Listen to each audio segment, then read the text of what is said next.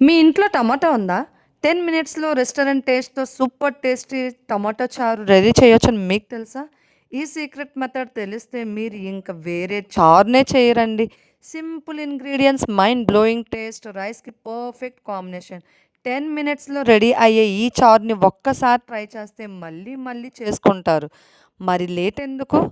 Welcome to Madhu vlogs. Hi friends. Hi hello, ఎలా ఉన్నారు? నేనైతే చాలా బాగున్నాను. మరి మీరు బాగున్నారా? ఈరోజు మన ఛానల్లో టమాటా చారు ఎలా చేయాలని అనుకుంటున్నారా? Let start. ఫస్ట్లీ స్టవ్ వెలిగించుకొని ఒక కడాయి పెట్టుకొని దాంట్లోనే అర కేజీ తక్కువ, పావు కేజీకి ఎక్కువ ఇన్ని టమాటాలు నిలువుగా కట్ చేసుకొని యాడ్ చేసుకోవాలి. దాంట్లోనే కంప్లీట్గా ఒక హోల్ వెల్లుల్లిపాయ ఉంటుంది కదండి, అది మొత్తం పొట్టు తీసి యాడ్ చేసుకున్నా పర్లేదు, పొట్టు తీయకుండా యాడ్ చేసుకున్నా పర్వాలేదు. దాంట్లోనే పసుపు యాడ్ చేసుకోండి. పసుపు యాడ్ చేసుకొని రాళ్ళుప్పు ఉంటుంది కదా, రాళ్ళుప్పు యాడ్ చేసుకొని ఒక్కసారి కంప్లీట్గా కలపండి. అలాగే దీంట్లోని ఒక నిమ్మకాయ సైజ్ అంత చింతపండుని తీసుకోండి. తీసుకొని ఒక్కసారి బాగా కలిపేసి జస్ట్ కొంచెం ఆయిలేనండి. ఎందుకంటే మనం ఈ టమాటాలని ఉడికించడానికే మనం యాడ్ చేస్తున్నాం అనమాట. టమాటాలు ఉడికించేటప్పుడు ఆయిల్ యాడ్ చేయకపోయినా పర్లేదు, ఆయిల్ యాడ్ చేసినా పర్లేదు, అది మీ ఇష్టం అనమాట. చూసారా, ఇంత మెత్తగా ఉడికేంత వరకు ఉడికించండి. ఇలా ఉడికించిన దాన్ని బాగా చల్లార్చుకోవాలి. చల్లార్చుకున్న తర్వాత మనం మిక్సీ గిన్నెలోకి వేసుకోవాలన్నమాట. మనం ఇదంతా పేస్ట్ చేసి టమాటా చారు చేసుకుంటున్నాం అనమాట. అలా కావాలనుకుంటే మీ దగ్గర పప్పు గుత్తి ఉంటే పప్పు గుత్తునైనా స్మాష్ చేసుకోవచ్చు. అప్పుడు మనం రెడీ చేసుకొని అది పక్కన పెట్టుకోవాలి. మళ్ళీ స్టవ్ వెలిగించుకొని కడాయి పెట్టుకొని దాంట్లోనే జీలకర్ర, ఆవాలు, ఎండుమిర్చి, కరివేపాకు, వెల్లుల్లిపాయలని క్రష్ చేసి వేయండి. అలా క్రష్ చేసి వేస్తేనే బావుంటదనమాట.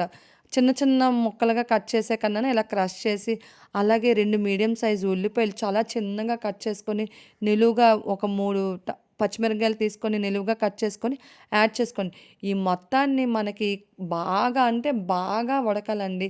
మనకి ఆనియన్స్ అనేవి గోల్డెన్ బ్రౌన్ కలర్‌లో చేంజ్ అవ్వగానే మనం ముందుగా పక్కన పెట్టుకున్నాం కదండీ మిక్సీ పట్టుకొని, దాన్ని యాడ్ చేసుకోండి. దాంట్లోనే బాగా యాడ్ చేసుకున్న తర్వాత కలపండి శుభ్రంగా. మీకు చారు ఎంత కావాలో అంతవరకు అడ్జస్ట్ చేసుకోండి. నాకైతే మాత్రం మేము ఇంట్లో కొంచెం ఎక్కువ మంది ఉన్నాం కాబట్టిగా నేను చారుగా పెడుతున్నానండి. ఇంకా నేనైతే వాటర్‌ని అడ్జస్ట్ చేయలేదు. దీంట్లోనే 1 టేబుల్ స్పూన్ కారం, 1 టేబుల్ స్పూన్ సాల్ట్, మనం ఆల్రెడీ ఉప్పేసి ఉడికించుకున్నాం కాబట్టిగా మీ రుచికి తగ్గైనంతగా యాడ్ చేసుకోండి. ఇన్ కేస్ తక్కువైతే మాత్రం యాడ్ చేసుకోండి.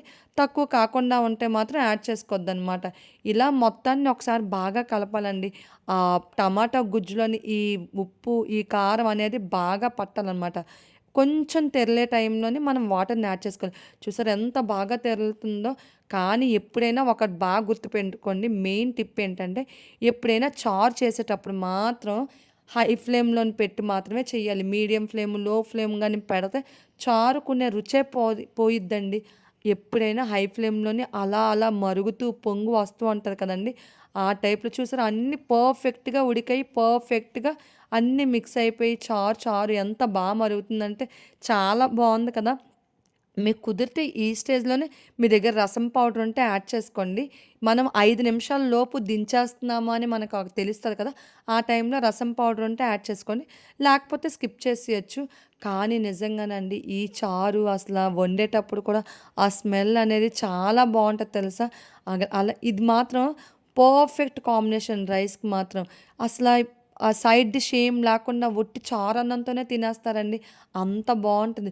మీకు కూడా నచ్చిందా? నచ్చితే మాత్రం తప్పకుండా ట్రై చేయాల్సిన రెసిపీనేనండి. కుదిరితే మీరు పైన కొత్తిమీరతోని గార్నిష్ చేసుకోండి. కొత్తిమీర ఏస్తే ఇంకా బావుంటది. నచ్చితే మీరు ట్రై చేసి ఎలా వచ్చిందో నాకు కామెంట్ సెక్షన్‌లో చెప్పండి.